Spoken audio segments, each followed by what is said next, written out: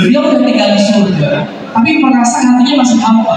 Apa yang beliau cari? Apa yang beliau minta pada Allah? Pasangan, jodoh. Kita tarik lagi misalnya ke zaman Rasulullah SAW. Itu generasi terbaik, generasi orang-orang yang hebat, generasi orang-orang yang hijab luar biasa. Pertanyaan saya, ada nggak masalah jodoh di antara mereka? Ada. Bahkan di generasi terbaik aja, itu masalah jodoh itu banyak. Para sahabat itu nanya ke Nabi, ya Nabi, ini saya nggak dapat jodoh, minta doanya tuh. Ya Nabi, boleh nggak dicobain ke perempuan ini, ke ahwan ini? Ya Nabi, saya nggak punya orang. Gimana ya cara nikah dengan ahwan tersebut? Jadi fase setiap kehidupan teman-teman itu pasti berputar masalah jodoh, masalah jodoh, masalah jodoh.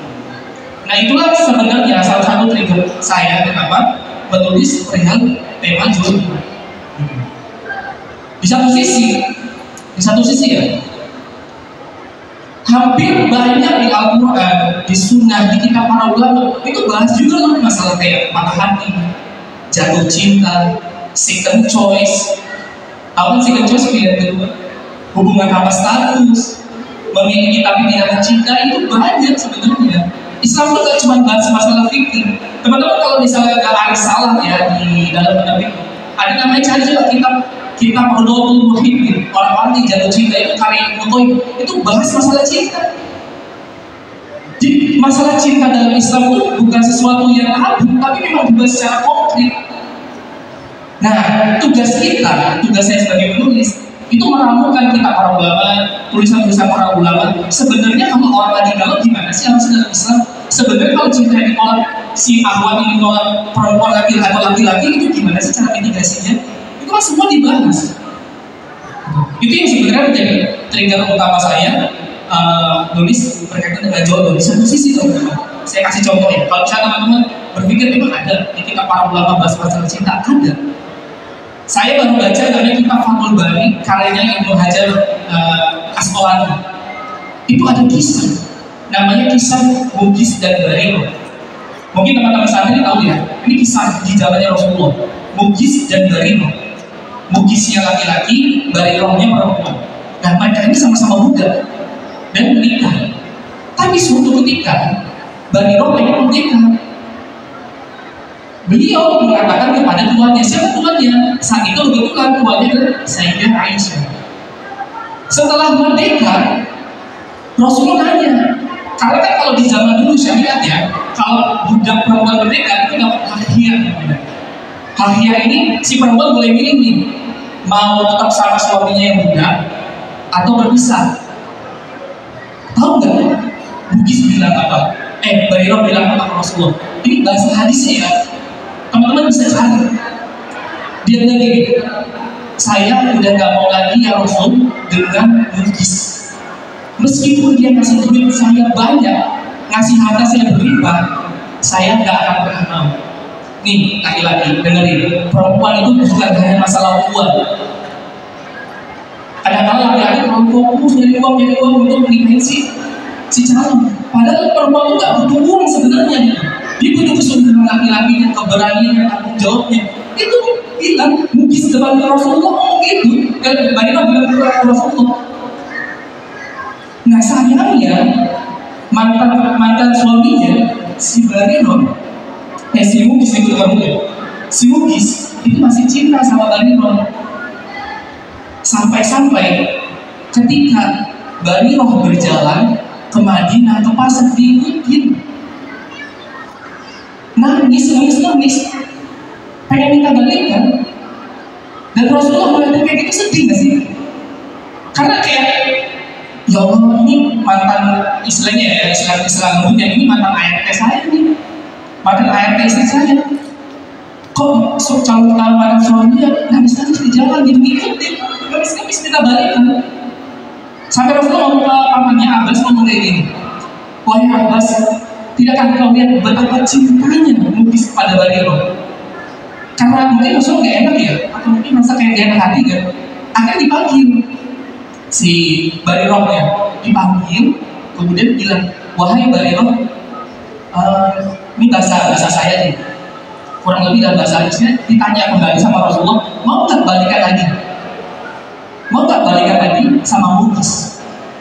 Nah, Bairo mikir, ya Rasul, ini tuh perintah atau anjuran? Kalau perintah wajib ditaati. Rasulullah menjawab, ini anjuran aja.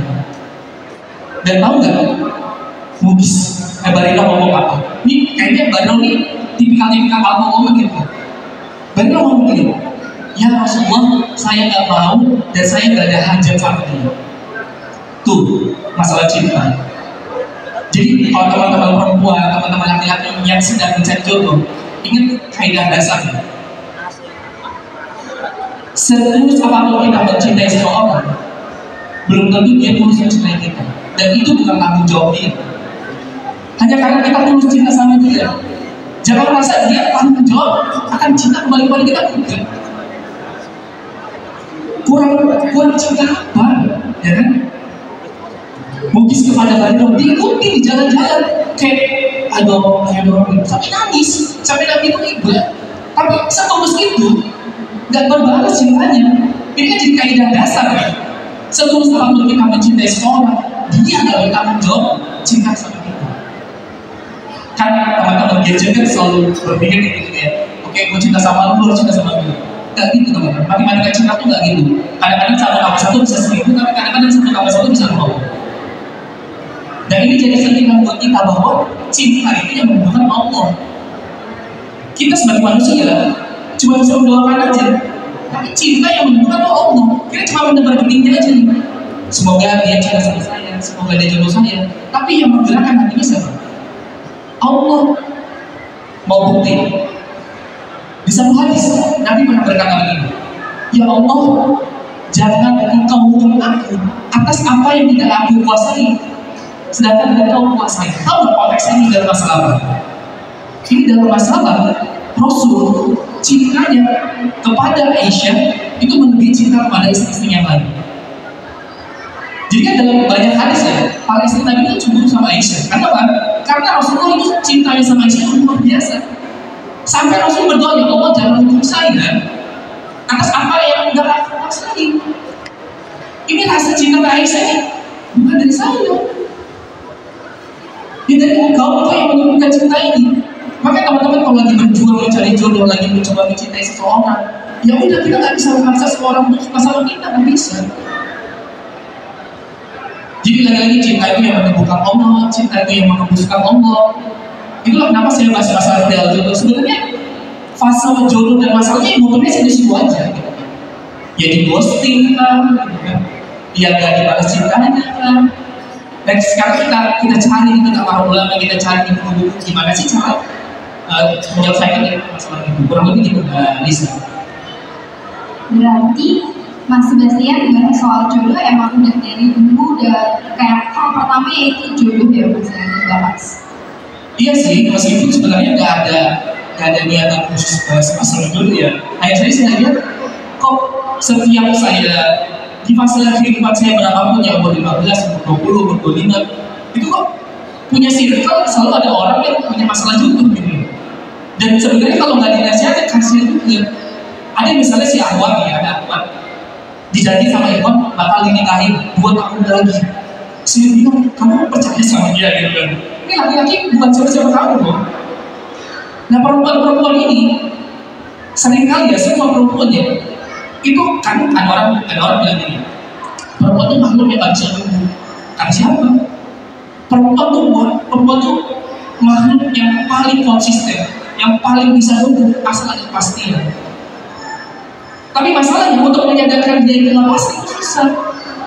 Bahkan saya kasih tahu, coba pakai logika dia tahu di kota seberang, ya kan? Kemudian belum tentu nanti misalnya dia ketemu yang lebih cantik dari kamu, lebih indah dari kamu, lebih pintar dari kamu. Semua kemungkinan itu ada. Jangan sampai kamu semalaman mikirin dia, khawatirin dia, tapi sedangkan dia sedang mencari perempuan lain. Nah kan kasihan, makanya saya menjawab kayaknya ini seru nih untuk dibahas terus berulang-ulang. Di satu sisi banyak umat muslim atau teman-teman nggak tahu kalau Islam itu memang sedalam itu bahas masalah cinta. Berarti udah banyak yang saya untuk kayak buku dari dalam Islam yang membahas perihal jodoh ini. Nah aku pengen tanya nih Mas, kenapa sih Mas milih untuk judulnya tuh jodoh jalur lain? Emang gak ada jalur lain gitu kayak jalur orang dalam lah atau jalur kenalan lah? Kenapa harus jalur langit gitu? Oke, ini pertanyaan yang menarik ya. Kenapa judulnya jodoh jalur langit? Sebenarnya bisa aja sih jalur orang dalam bisa, jalur darat bisa, EBC juga bisa. Cuman jujur ya teman-teman ya, jujur banget saya. Mohon maaf sebelumnya, saya pernah baca di TikTok sama Instagram ya. Pas awal COVID itu kan banyak yang nge-trend ya, amalan jalur langit ya kan. Cara masuk universitas jalur langit, kemudian apa lagi? Cara dapat kerja jalur langit. Pokoknya semua itu mengaitkan dengan jalur langit. Saya cari tahu ini apa jalur langit gitu kan. Saya tahu jalur MBZ kan, terus masih cari tahu, mohon maaf banget. Saya bingung, kenapa setiap yang berkaitan dengan jalur langit itu dikasih amalan-amalan yang nggak ada dasar dan merepotkan. Oke, kita nggak bahas masalah fikih, kita nggak bahas masalah ini dasarnya dari mana enggak. Tapi kalau masalah merepotkan, saya setuju. Coba, ada akhwat disuruh ngamalin amalan jalur langit, disuruh ngapain coba? Baca Al-Waqiah 1000 kali dalam seminggu, baca Al-Fatihah 1000 kali dalam 7 hari. Yang paling gongnya menyelamatkan orang yang dicinta itu kan gimana sih? Maksudnya ketika lihat di timeline di Instagram dia, ini calon suami saya nih, dan Islam Allahumma sholli ala sayyidina Muhammad. Tapi jujur itu terjadi real sampai sekarang, teman-teman. Nah, kembali lagi, kenapa saya mau menyentil ya pakai judul jalur langit? Karena jalur langit ini kan ibaratnya Allah Ta'ala berfirman summa stawa 'alal 'arsy.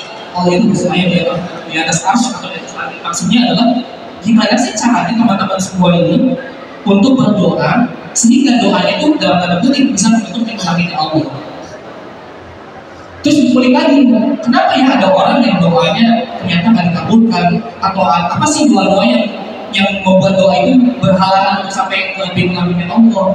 Atau bagaimana sih misalnya kenapa ada orang-orang yang ketika berdoa sampai sekarang belum dikabulkan doanya?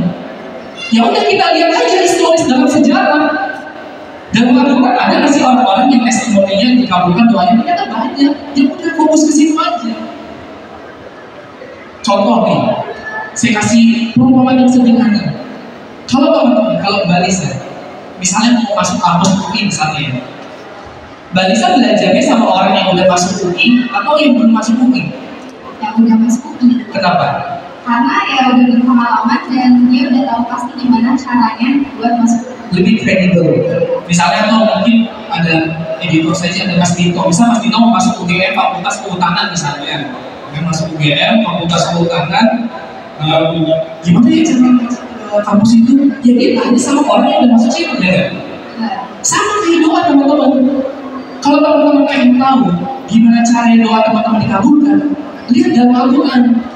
Gimana sih para nabi itu dikabulkan doa-doanya? Gimana sih para sahabat itu dikabulkan hajatnya? Dibaca. Saya kasih contoh misalnya di Al-Quran itu Nabi Zakaria. Nabi Zakaria itu selama kata para ulama ya, hampir 100 tahun atau 90 tahun beliau belum dikaruniai seorang anak. Pertanyaannya, apa yang membuat Nabi Zakaria akhirnya doanya digunakan? Yang tahu jawabannya? Gak ada? Ini kakak boleh kasih tahu? Ini saya baca di tafsir. Jadi ada dua. Kalau teman-teman baca dalam surat Maryam, Nabi Zakaria kan berkata, "Qala rabbi inni wa hana al-'adbu minni wa ista'anu rasul sayyidi wa lam akun bi du'aika rabbi syaqiyyan." Itu seperti itu.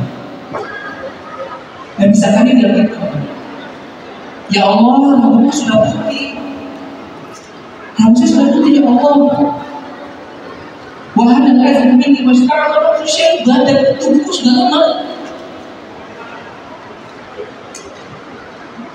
Kemudian Nabi Zakaria mengatakan, tapi saya nggak pernah sekalipun kecewa kepadamu. Pelajaran pertama, dalam berdoa, ungkapkan kelemahan itu.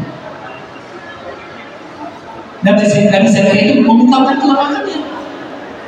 Rambutnya sudah putih, badannya sudah lemah. Tapi ya Allah, aku nggak pernah kecewa berdoa sama kamu. sama engkau. Teman-teman di sini yang punya kelemahan dalam dirinya, pribadinya, ketika berdoa bilang aja ke Allah, ya Allah saya ini introvert banget ya Allah, ke Indomaretnya nanti ya Allah, tolong ya Allah jodohnya datang aja ke rumah, bilang aja. Bilang aja kelemahannya apa, ya Allah saya ganggu kalau ngomong sama orang, public speaking saya kurang bagus, saya sering ngomongin itu suka salah kan saya gitu. Saya boros ya Allah gitu, saya kurang disiplin. Bilang sama Allah, bukankah itu kelemahannya. Dan satu lagi, apa yang membuat doa Nabi Zakaria dikabulkan? Inna doa nida, katanya Al-Khafiyah. Nabi Zakaria berdoa dengan suara yang sangat tinggi, sangat lembut. Kata para ulama, lembut di sini maksudnya adalah teman-teman mengindahkan setiap kata-kata ketika berdoa kepada Allah. Duhai Allah, Tuhan segala macam. Duhai Allah yang menguasai raja dan dunia. Duhai Allah yang menguasai langit dan menguasai bumi, Allah. Bagimu kecil Allah menaklukkan hamba laki-laki ini untukmu. Bilang sama Allah. Bilang puji nama Allah. Gak usah teriak-teriak, ya Allah, gunakan jasa ya Allah gitu loh. Gunakan jasa ya Allah, teriak-teriak ini misalnya di depan sejadah. Gak usah teman-teman. Ini Allah. Nikmati setiap doanya. Jadi dua hal itu kata para ulama. Kenapa pada akhirnya selain dari takdir, doa Nabi Zakaria dimasukkan? Dan saya yakin orang-orang yang mengamalkan seribu wakiyah dalam seminggu, saya yakin belum tentu bisa mengamalkan itu dengan istiqomah. Kayaknya buru-buru kan pergi sholat, Allah, amin. Nah, jangan kerja lagi, kampus lagi, jajan lagi, ya enggak? Misalnya Assalamualaikum, cek HP, rekam, jelas sudah. Aku mau berdoa apa ya? Atau lagi sholat, ngomong, berusaha khusyuk itu penting teman-teman. Coba ya, pulang dari sini, tanya ke diri sendiri, ngaca, wahai diriku, di rokaat berapa kita seringkali hilang kesadaran kepada Allah. Lagi sholat tiba-tiba ingat. Apapun itulah, saya sebagai kadang pribadi ya. Kalau istri saya kadang, ini pas apa ya? Istri saya kadang lagi sholat, ditulis angka di atas sejadah.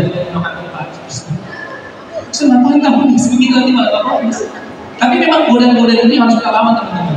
Sebenarnya bukan ingin membuktikan bahwasanya kita ini seperti apa, tapi kita tunjukkan kepada Allah, ya Allah aku serius. Dalam sholat serius dan betul serius gitu. Kalau ini kenapa jalan-jalan lagi?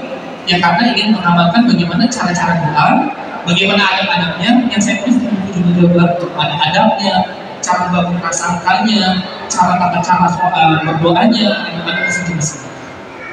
Kurang lebih dari isi isi buku jodoh jalur langit itu tentang tipsnya Mas, bagaimana kita menjemput jodoh di langit ke-7. Nah Mas, perihal jodoh nih, kita semua tahu dong kalau misalkan jodoh itu udah diatur. Tadi Mbak MC nanya juga nih, Kak, benar kan jodoh itu udah diatur? Terus saya jawab, iya semua jodoh udah diatur. Tapi gimana sih Mas, kalau emang jodoh udah diatur, apakah kita harus menunggu saja atau ada hal lain yang harus kita lakukan? Ini pertanyaan menarik yang seringkali hadir. Kalau jodoh udah diatur, kenapa kita nggak tunggu aja gitu kan? Ini pertanyaan sama aja kayak kalau Palestina di jalan merdeka, itu buat apa kita berjuang?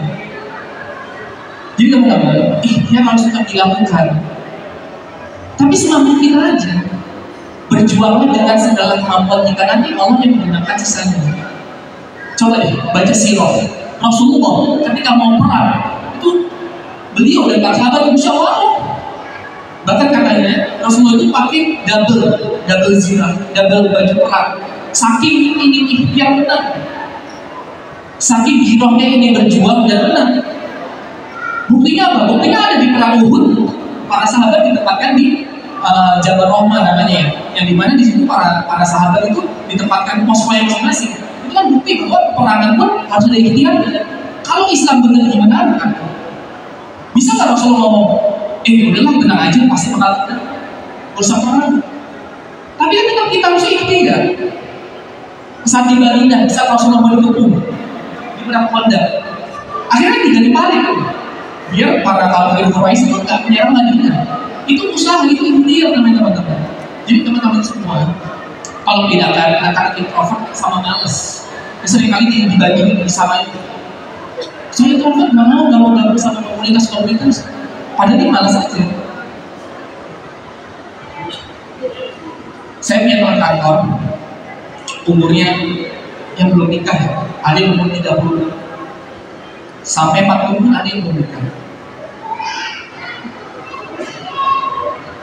Setelah saya ngobrol sama dia, ternyata masalahnya yang sama. Masalahnya adalah circle-nya itu aja.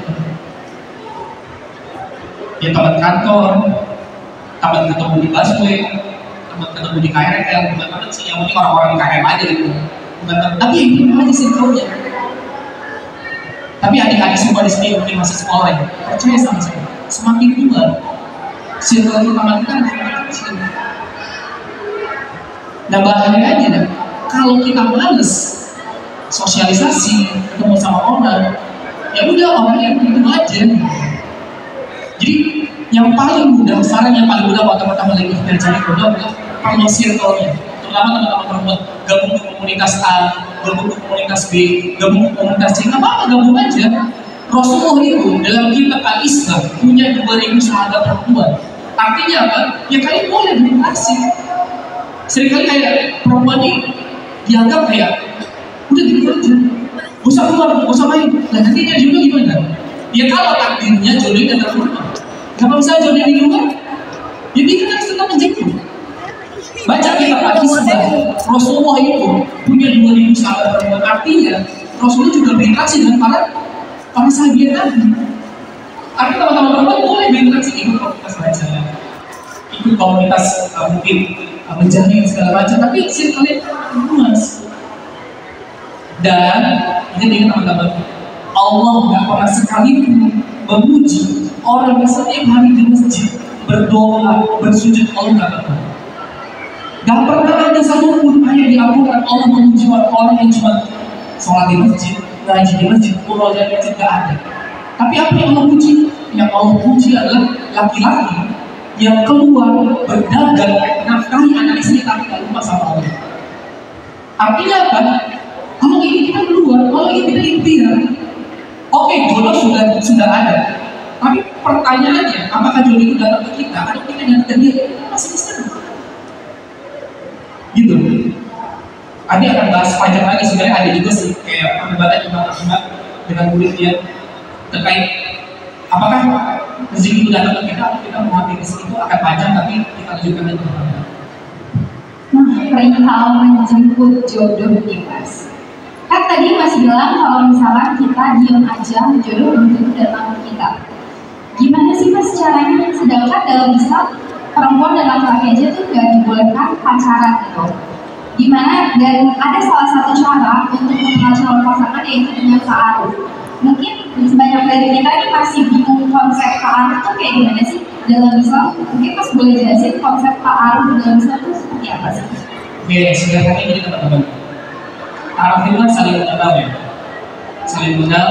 Beda dengan pacaran. Sebenarnya kalau pacaran ada pihak satu, pihak kedua. Ada laki-laki, ada perempuan. Pihak ketiganya adalah hawa nafsu yang seringkali ditunggangi sama setan. Tapi kalau ta'aruf, pihak satu laki-laki, pihak kedua yang perempuan, pihak ketiganya Allah. Gimana caranya? Nah, ada namanya fasilitator. Fasilitator itu siapapun. Bisa saudara, bisa guru, bisa teman, bisa asisten kantor. Yang intinya menjembatani antara kita dengan dia. Sederhananya itu aja. Jadi kalau misalnya teman dengan kata ta'aruf, aku bukan ada ustaz, aku bukan hafiz. Ya sebenarnya bahasa sederhananya cuma memperkenalkan aja, cuma dengan cara yang Allah suka. Ada batasan-batasannya. Nanti teman-teman bisa lah bersaksi masalah ta'aruf seperti apa, tapi ini seperti itu. Hanya saja di kesempatan ini saya mau menyoroti dua hal. Ini penting banget. Kalau teman-teman ta'aruf, ingat baik-baik. Kebaikan agama seseorang itu kadang-kadang tidak sejalan dengan karakternya. Banyak orang salah sangka orang yang agamanya baik, karakternya baik, padahal belum tentu. Banyak orang salah sangka agamanya baik karena cocok sama kita, belum tentu. Saya ada pengalaman langsung ya, dari teman saya. Jadi dia ini nyomblangin dua orang yang mau ta'aruf. Tahu nggak dasarnya? Dasarnya dua-duanya udah ngaji. Jadi hanya karena udah ngaji dijodohin. Pada dua orang yang udah ngaji ini belum tentu cocok. Itulah kenapa teman-teman ada misalnya teman-teman dari lulusan agama, lulusan pesantren yang pada akhirnya pernikahannya selesai. Ya karena ada karakter yang perlu dipertimbangkan juga. Oke, agamanya bagus, tapi lihat karakternya cocok ke sama saya. Oke, dia keras, saya nggak bisa, saya soft spoken nih. Saya dihentak begini aja, berantakan tuh hatinya gitu. Kan ada perempuan yang cuma bilang, langsung hancur, berpikir-pikir. Kan perempuan yang kalau suami berpikir aja ada.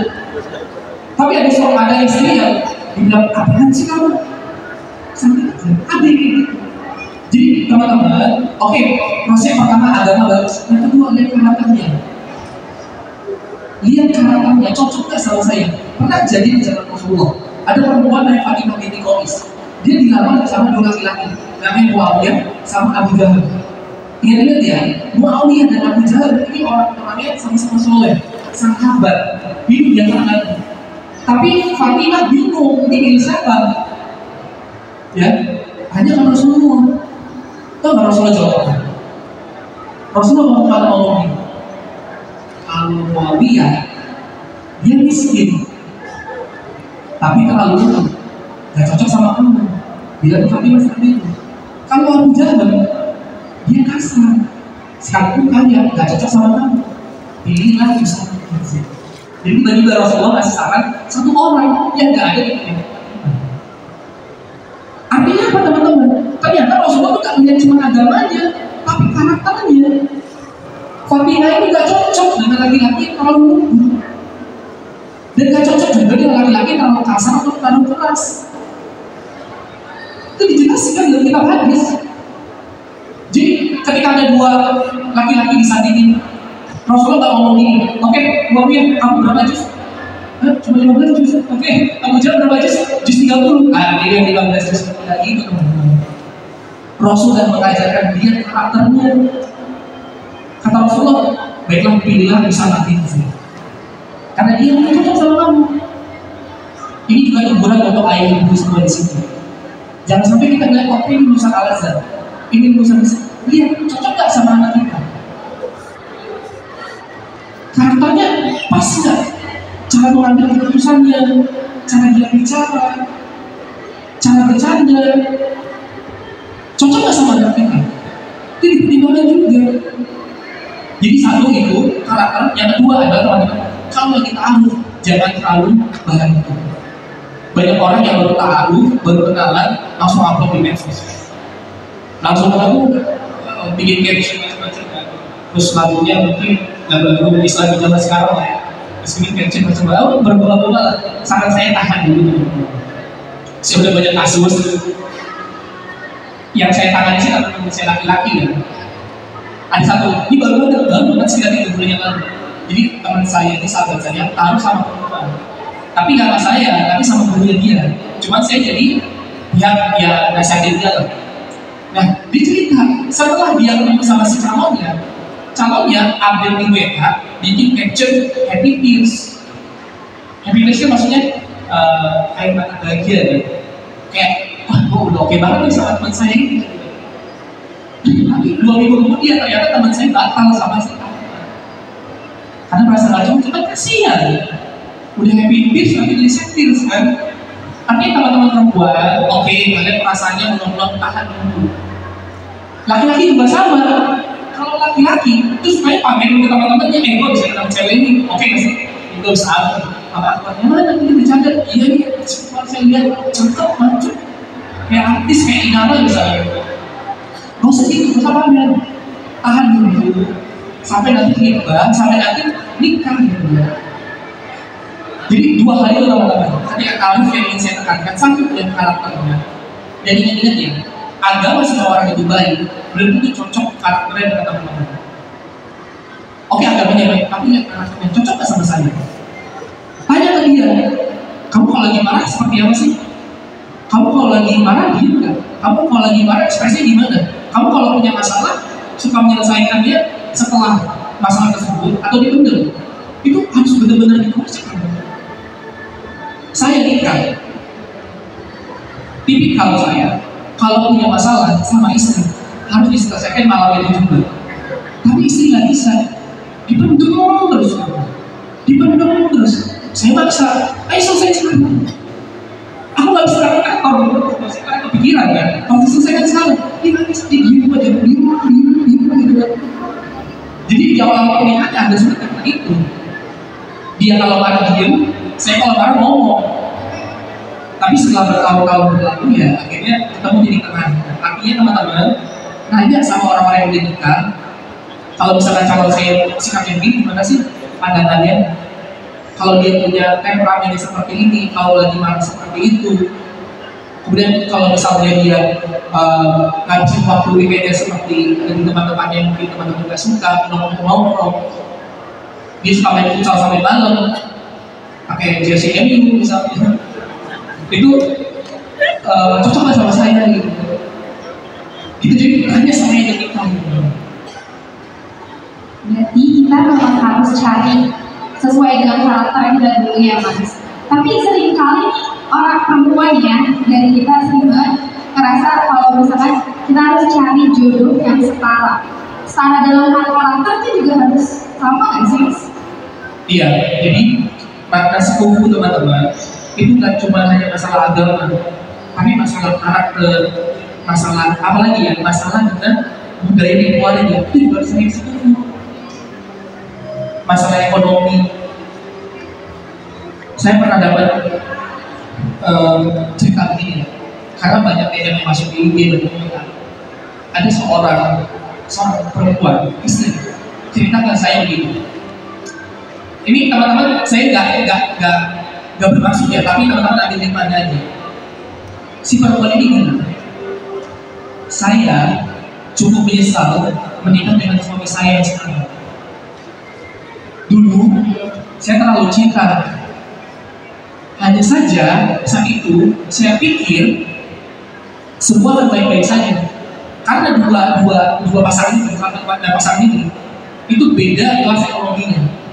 Yang perempuan terlalu kaya, yang laki-laki terlalu prasejahtera. Dan ketika mereka nikah, tahu nggak? Si suami ngapain aja setiap ke restoran? Setiap ke restoran, istrinya cerita, setiap ke restoran, suami istrinya itu ngeliatin makanan, terus sambil kayak berkaca-kaca, terus ngomong, aku mau bungkus, soalnya makanan kayak gini gak pernah masuk ke rumah aku. Itu setiap ke restoran, istrinya cerita, suaminya kayak ngeliatin makanan kayak selalu pengen mau bungkus, ngasih ke orang tuanya, ngasih ke orang rumahnya, karena dulu di rumahnya gak pernah makanan enak. Tapi makanan enak ini jangan dibayangin yang mahal-mahal ya, mungkin kayak masuk ke donat kota misalnya, atau mungkin almas, ayam goreng, itu solamia, dipandangin sama dia. Itu baru masalah makanan, belum masalah lain-lain teman-teman. Tapi ini bukan berarti menutup, Mas, tapi saya ekonominya jauh beda sama calon saya. Oke aja, nggak apa-apa. Asal teman-teman mau menerima konsekuensinya, tapi hal itu pasti ada. Ekonomi itu pasti mempengaruhi budaya keluarga, cara pandang, cara berkumpul, cara bersikap. Kalau teman-teman menerima konsekuensinya, jangan. Misalkan Mbak Lisa dalam kelas ekonomi atas, suaminya kelas ekonomi bawah. Oke, banyak hal yang sepakat, tapi masalahnya ekonomi. Kira-kira, Mbak Lisa coba cari terus cek. Misalnya orang tua Mbak Lisa biasa misalnya lebaran pergi pulang kampung atau semacamnya, tapi calon suami ternyata cuma di rumah aja, terus karena rumahnya kecil, terima tamunya susah, itu sedikit banyak pasti akan mempengaruhi hati. Aduh gimana ya calon suami gua ketika berkunjung ke rumah orang tua, dan pasti orang tua akan mikir kamu yakin sama dia. Jadi sepupu itu jangan dibayangkan cuma masalah agama, masalah karakter, masalah cara berpikir, bacaan buku itu juga bisa. Cara ketika kita baca buku itu mempengaruhi sudut pandang kita dalam melihat sesuatu. Tahu nggak zaman COVID ada kisah begini. Istrinya lulusan S3, suaminya lulusan SMA. Ini lagi-lagi ya, saya nggak menyebut siapapun. Pas COVID, si laki-lakinya dia bilang dia nggak mau divaksin, dia maunya pakai minyak kayu putih aja dibangunin. Dia bilang dapat ilmu daripada dari Facebook. Istrinya yang S3 sebel ya, kamu udah belajar S3, suami itu pakai minyak kayu putih, gitu. Jadi mana ada sebel-sebel lucu gitu. Kalau teman-teman mau berkompromi sama hal itu, silakan. Tapi masalahnya sebelnya bertahun-tahun, itu yang teman-teman pikirin. Oke teman-teman sebel sama teman-teman nih, tapi itu kan cuma sebentar. Loh ini kita bertahun-tahun loh. Kalau dia bertumbuh, kalau enggak gimana? Kalau dia masih pakai pemikirannya lama, kalau enggak gimana? Banyak orang yang mengira atau menyangka pernikahan menyelesaikan pendidikan, pernikahan menyelesaikan pendidikan. Orang setelah nikah nggak mau pendidikan, orang setelah nikah nggak mau mengembangkan kapasitas dirinya. Padahal kalau misalnya kita nggak bisa menyeimbangkan pasangan kita jangan sakit, kita kejar. Teman-teman punya calon, misalkan calonnya lulusan S2, teman-teman cuma S1, terus teman-teman merasa insecure, kejar. Terutama perempuannya belajar. Gitu. Jangan sampai kayak Abdullah malah cinta itu diperjuangkan. Kalau teman-teman benar cinta sama calonnya, perjuangkan. Selama itu masih Allah suka, selama masih Rasulullah yang anjurkan dalam hadis, perjuangkan aja. Oke, calon suami saya S3, saya masih S1. Calon mertua saya pengen minimal, calon menantunya S2, kejar. Hidup cuma sekali, cinta gak ada dua kali, kejar. Oke, jadi kalian tuh kalau emang pengen cari jodoh yang setara, ya kalian juga harus tahu gitu loh. Misalnya kalau kalian pengen cari jodoh yang emang pintar gitu, berarti kalian juga harus pintar gitu loh. Nah, mungkin kayaknya muka-mukanya udah buka-buka penasaran pengen nanya jawab nih yang masih segan ya. Jadi dari tadi kita ngobrol berdua nih, mungkin dari teman-teman ada yang ingin bertanya, boleh banget nih langsung angkat tangannya aja. Ada yang punya pertanyaan? Oke, boleh yang di belakang.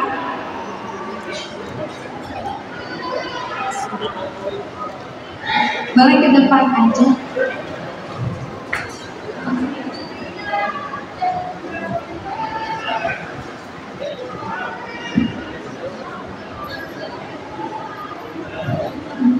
Assalamualaikum warahmatullahi wabarakatuh. Izin bertanya Mas. Apa nasihat terbaik untuk seseorang yang sudah melakukan ibadah dalam upaya menuju pernikahan, hingga yang awalnya meyakini bahwa setiap orang pasti memiliki jodoh, kini mulai ragu, bahkan sampai berpikir bahwa mungkin dia tidak memiliki jodoh untuknya. Terima kasih. Apa nasihat terbaik untuk seseorang yang sudah terlalu sering gagal dalam upaya menuju pernikahan, hingga yang awalnya meyakini bahwa setiap orang pasti memiliki jodoh, kini mulai ragu, bahkan sampai berpikir bahwa mungkin dia memang tidak memiliki jodoh di dunia ini. Mau langsung dijawab atau ditampung dulu maksudnya? Jawab aja apa-apa, aslinya. Tunggu banyak dulu.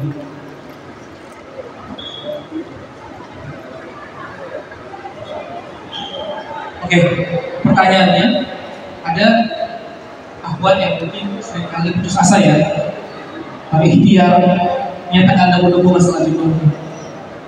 Sampai nyangka kayak gue punya jodoh masih gue ada masih pasangannya gitu. Oke, pertama gini teman-teman, ada sebuah hadis yang saya yakin semua orang yang duduk di sini itu hafal hadisnya. Saya yakin teman-teman semua yang duduk di sini pasti hafal hadisnya. Hanya saja ketika masalah datang, teman-teman lupa sama hadis itu. Hadisnya adalah ada interval aku ini sesuai sangka hamba. Teman-teman semua saya yakin hafal di sini. Tapi ketika masalah datang, teman-teman lupa. sangka buruk, kayaknya Allah jahat sama saya. Kayaknya Allah benci sama aku. Kayaknya Allah gak pengen aku sukses. Kayaknya Allah pengen aku gagal di dalam pernikahan. Kayaknya Allah gak pengen izin aku nikah. Kayaknya Allah memperkeras hati orang tuaku deh. Kayaknya Allah ingin menjerumuskanku deh. Kayaknya Allah itu teman-teman sesuai syariat dari kita. Kita seringkali ketika ada masalah lupa sama hadis ini. Padahal ketika masalah datang, kita harus selalu sangka baik sama Allah. Allah tuh gak pengen kita capek, Allah tuh gak pengen kita lelah, Allah tuh gak pengen kita sedih. Saya jamin Allah itu satu-satunya zat yang pengen kita bahagia. Teman-teman baca buka surat An-Nisa. Di situ teman-teman akan menemukan sebuah ayat yang dimana Allah mengatakan Allah tuh pengen banget mengingatkan setiap beban kita. Jadi mustahil kalau Allah itu ingin menjerumuskan kita, ingin menyusahkan kita, ingin menyulitkan kita, itu mustahil. Nah sekarang PR, gimana cara kita sangka baik sama Allah? Gimana cara kita ketika musibah datang, ketika jodoh terus sekali berulang gagal, itu kita tetap stay on. Oke, saya 3 kali ketika sebelum nikah itu gagal untuk nikah sama perempuan. Jadi 3 kali taruh itu gagal, baru yang keempat itu berhasil nikah. Saya punya teman, ini jujur demi Allah ya, demi Allah nih, laki-laki dia taruh 18 kali, 18 kali, akhirnya nikah ke calon yang 19. 18 kali itu ada yang double ya, ada yang awal terus balik lagi di percobaan kesekian. Tapi dia ngomong misalnya 18 kali dia nyoba. Laki-laki loh, ini laki-laki loh, laki-laki yang seringkali perempuan mikir laki-laki mah gampang jadi jodoh, laki-laki mah tinggal ngomong berani, gak semudah itu teman-teman. Laki-laki itu tidak bercerita, tapi dia juga punya strategi masing-masing. 18 kali. Coba mau sangat baik sama Allah gimana? Saya yakin teman saya ini di percobaan kelima kayak gagal lagi. Udah salah baik lagi. Percobaan ke-10 gagal sedih. Aduh gimana? Udah salah baik lagi. 15 gagal. Aduh gimana? Sangat baik. Sangat baik. Teman-teman juga gitu. Saya pun juga sama. Ketika misalnya kita gagal, saya sangat baik sama Allah. Ketika saya apply beasiswa kuliah, saya sangat baik sama Allah. Sangka baik itu kemampuan yang perlu dilatih. Dia gak tumbuh begitu aja. Ditanam dalam hati kita. Dia itu sangka baik itu bukan sesuatu yang bisa dipelajari dalam 1 hari dari saya. Itu harus kita katakan dulu kita gagal kalau bisa baik sama Allah. Sangat baik sama Allah. Dan Allah sudah menjelaskan di surat Az-Zariyat ayat 49 bahwasanya setiap makhluk itu pasti berpasang-pasangan, pasti ada jodohnya. Pasti ada jodohnya. Perkara jodohnya di dunia atau akhirat itu masalah urusan Allah. Kita tidak punya hak satupun mempertanyakan keadilannya Allah. Allah sudah cukup adil sama kita. Sedih boleh, marah boleh, tapi ingat Allah itu satu-satunya zat yang mau menyusahkan kita, mencurangi kita. Kalau teman-teman berpikir takdir kita benar, takdirnya jahat, terus siapa yang bisa bikin takdir itu benar? Kalau bukan Allah. Kalau teman-teman sekarang punya orang tua yang keras kepala, yang susah dinasihati, yang mau misalnya beasiswa dan dikasih izin, mau nikah pun jangan dikasih izin, terus teman-teman beruntung parah, Allah gini banget sih, takdirnya kok jelek banget sih sama saya.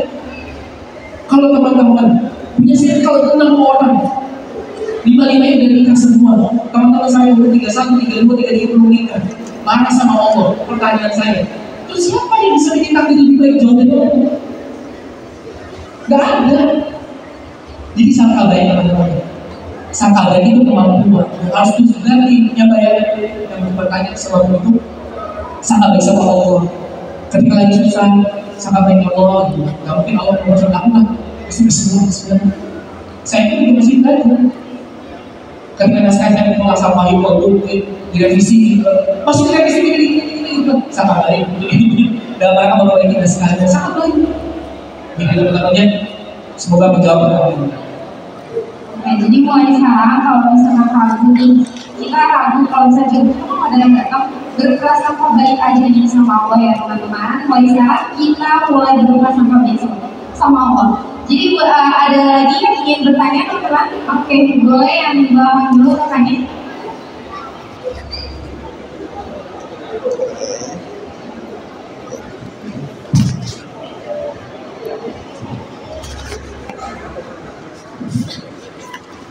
Assalamualaikum warahmatullahi wabarakatuh. Maaf izin bertanya mengenai jodoh. Jodoh ini apakah sudah benar-benar ditentukan oleh Allah sejak sebelum kita lahir, ataukah jodoh itu bisa berubah tergantung daripada usaha dan doa kita? Itu yang pertama. Lalu yang kedua, bagaimana dengan kondisi seorang wanita di dunia, dia belum menikah, dia belum berjodoh, kemudian dia di surga itu nanti pasangannya dengan siapa? Gitu. Terima kasih. Assalamualaikum warahmatullahi wabarakatuh. Ya, mungkin langsung saya jawab aja. Rasulullah SAW bersabda, "Rufi adil qalam wal jafani suf." Rufi adil qalam wal jafani suf. Bahwasanya tinta telah kering dan catatan takdir telah tertulis. Jadi sebenarnya dalam takdir, dalam bentuk takdir kita, sebelum kita dilahirkan itu udah jelas siapa jodoh. Itu udah jelas jodoh. Tapi apakah jodoh yang perempuan laki-laki yang kita nikahi sekarang adalah jodoh kita, itu belum tentu. Makanya kata Ustaz Salim Afillah, beliau mengatakan bahwasanya jodoh itu baru dipasangkan kalau pasangan kita sudah sama-sama berada di surga, itu baru jodoh. Jadi kalau selama ini dia masih cerai misalnya, masih berpisah sama pasangan sebelumnya, berarti masih dalam proses. Maknanya apa? Maknanya adalah ketika kita menikah, berarti proses pengenalan kita dengan pasangan belum berhenti di situ. Kita masih terus mengenal, kita masih berikhtiar berdoa ya Allah semoga dia yang akan mendampingi. Saya terus berdoa sama istri saya. Ya Allah semoga yang menemani saya di surga adalah istri saya yang ini. Jadi khawatir kalau misalnya nanti saya meninggal atau dia meninggal di pernikahan ini, berarti saya kemudian sampai situ aja. Dan pertanyaan kedua, apakah perempuan atau laki-laki yang mempunyai jodoh kemudian di surga akan menikah dengan siapa? Jawabannya dengan siapa sih tidak tahu. Tapi dalam hadis Rasulullah pernah mengatakan ini.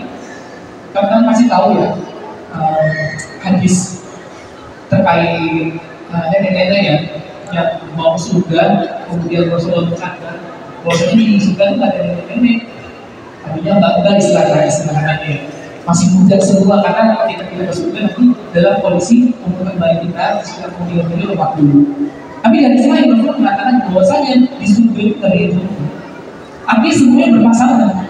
Kalau itu jodoh yang dunia nggak ada, berarti nanti jodohnya di akhirat. Tapi pertanyaannya, tahu dari mana jodoh kita di dunia nggak ada? Ya tahu cuma Allah.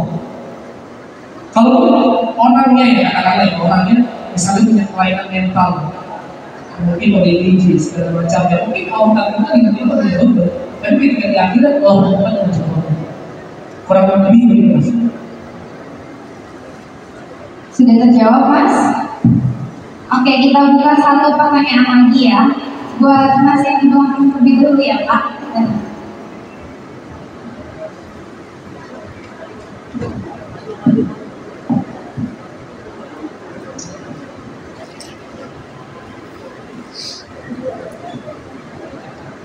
Assalamualaikum warahmatullahi wabarakatuh. Sini saya ingin bertanya, gimana caranya agar kita, khususnya para laki, tahu dan peka bahwasanya dia itu jodoh kita. Sekian, terima kasih. Assalamualaikum warahmatullahi wabarakatuh. Ini saya agak heran ya. Pertama nih, biasanya saya itu bayar perempuan, tapi kalau anak ini yang satu laki-laki, dia habis lagi fans-fans Ellie semua gitu. Tapi jarang ya, beneran bisa jarang hadir acara yang pas satu laki-laki. Biasanya laki-laki itu begini. Kemudian dalam kalau nanya biasanya gini, ada teman saya mau tanya, ini mau biasanya begitu. Itu kalau orang nanya, ini teman saya itu pertanyaan itu pertanyaan dia. Ini bukan laki-laki diam ya. Nah, apakah gimana sih cara laki-laki, pertama yang ada laki-laki atau perempuan sadar bahwa atau punya firasat orang yang sedang kita usahakan ini adalah jodoh kita ya. Pertama gini teman, ada namanya soal istiqomah. Teman-teman tahu soal istiqomah? Itu soal gimana kita mengupayakan sebuah pilihan, meskipun kadang tidak ada pilihan. Artinya, ketika kita istiqomah, jangan ada pilihan. Kita nggak harus pilih A atau B. Tapi kalau dia cuma satu, nggak apa-apa. Nah, kata para ulama, jawaban dari istiqomah, dari soal istiqomah, itu nggak hanya dari mimpi. Jadi jangan sampai kita berpikir, kok saya nggak mimpi dulu ya mas? Sudah istiqomah bisa balik gitu. Jawabannya adalah yang paling tepat, yang paling mendekati adalah keyakinan dalam hati kita. Jadi ada debar dalam hati kita, ada sesuatu yang mengatakan, kok dia ya? No reason, gak ada alasan, tapi kok berasa yakin. Teman-teman lagi masih kayak temenan sama orang, kan kayak merasa cinta sama orang ini, tapi gak tahu alasannya. Atau suka sama orang tapi gak tahu alasannya. Sama kayak gitu. Jadi kita ada keyakinan sendiri yang merasa ini kuat banget, kayak sama saya kuat gitu. Tapi itu gak cukup. Itu gak cukup. Meskipun dalam hadis tadi dikatakan stuff people gitu, tanya sama hati. Kalau kamu lagi istiqomah, tanya sama hati. Ini laki-laki juga yang saya mau ya. Ini laki-laki baik benar apa enggak? Hanya saja seringkali hatinya itu gak yakin, karena bisa jadi dia nggak dekat sama Allah. Dia nanya siapa kalau hatinya itu gak dekat sama Allah kan? Dia nanya hatinya, tapi ternyata hatinya gak dekat sama Allah gitu kan? Jauh dari Allah, ya jarang ibadah, yang gak relevan dia nanya sama hatinya sendiri. Nah makanya ada satu lagi pengaitnya setelah keyakinan hati, yang kedua adalah adanya sesuatu di luar kita yang mendukung segala sesuatu yang dimulai. Kalau bahasa Gadget, semesta itu memudah semua. Dan itu benar-benar. Tanya orang-orang yang bernikah, ketika dia nikah pertama kali sama pasangannya, pasti ada rasa-rasa yang dimana, gak tahu kayak dimudahin aja. Ini cuma menantu cara orang tua ini macam-macam, tapi kayak dimudahin aja. Ini vendor enggak, ini pun, tapi gak tahu kayak dimudahin aja. Dan sesuatu itu lah teman-teman yang sekiranya menjadi indikasi bahwa ini orang berbeda. Kalau dikerucutkan lagi, sesuatu itu adalah hal-hal yang baik yang sampai pada diri kita. Jadi teman-teman nggak tahu nih, lagi nggak ngapa-ngapain, dan mungkin aja misalnya dapat kabar teman kita kenal sama calon istri kita, terus dia bilang, oh teman di kos saya itu baik orangnya. Bahkan saya menikah sama dia, ini baik, keibuan banget, cocok sama kamu. Jadi ada sesuatu yang Allah turunkan untuk mendukung apa yang kita upayakan dan pasti terjadi. Jadi untuk mas tadi ya, kita sama-sama laki-laki, tapi itu jawabannya saya rasakan kita sama istri saya. Jadi saya nanya harga hati saya paksa dengan sahabat dia. Dan yang kedua, dipermudah aja semua. Kesulitan itu ada, pasti ada. Ujian-ujian kita itu ada. Tapi kalau kita merasa yakin dan Allah mendukungnya, itu dipermudah sendiri. Jadi kalau nggak sih, belum mantap yang dulu. Apa? Mungkin sabar dulu, istiqomah dulu, cari sabutnya.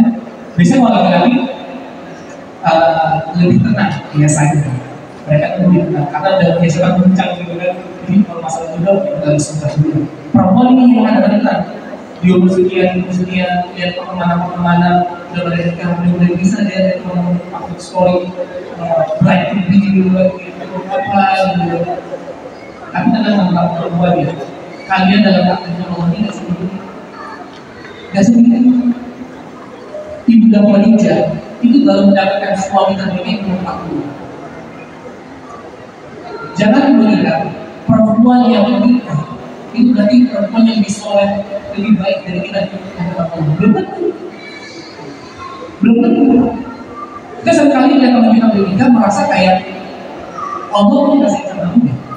Nggak tentu. Ya, teman-teman akhwat ya, perempuan. Ibunda Khadijah menikah dengan suami terbaiknya umur 40.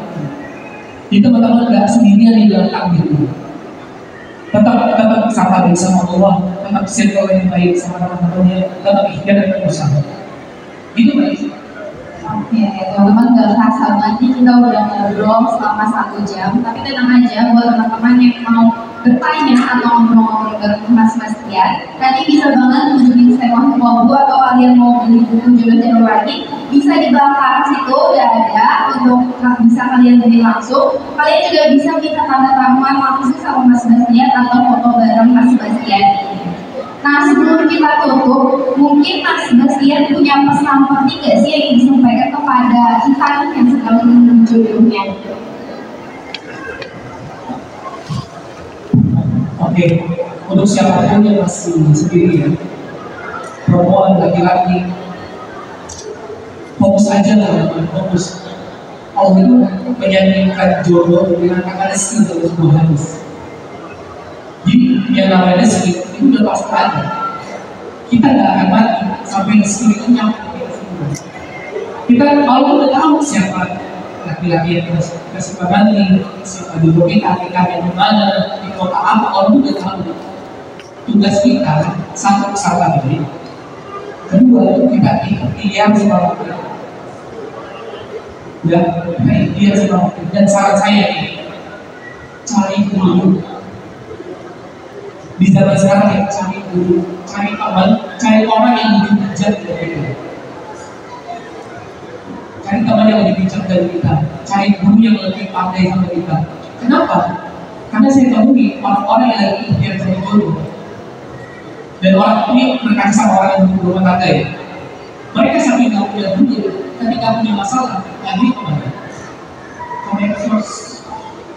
Udah banyak kasus perempuan yang lagi medsos aktif ya, video yang sama laki-laki asik, selingkuh.